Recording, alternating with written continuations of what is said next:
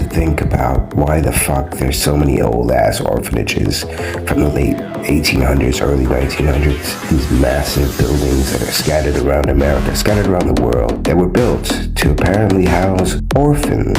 What's happened to orphans? Our past just seems so riddled with the concept of orphans. Orphans, orphan trains, orphanages.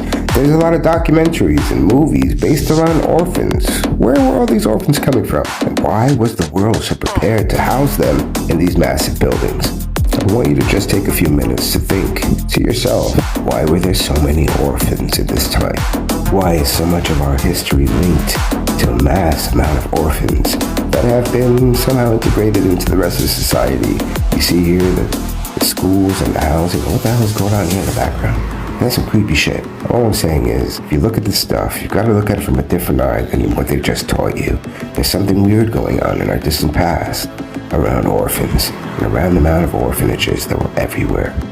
Now, I have my theories about baby incubators and how they repopulated empty land, and all of these buildings were founded.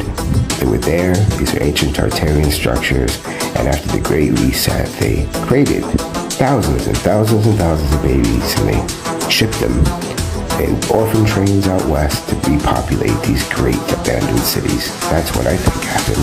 What about you? When you look at these, what do you think? Why were they built? Why were there so many orphans?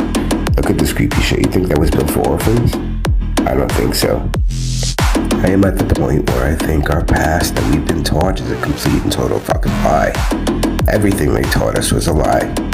I don't believe anything that happened before 1820, as far as the history books teach us, is real. I think it's all made up. It was all made up to cover up the great Tartarian Empire that existed before we came and took over. Thank you for watching, Mr. 70.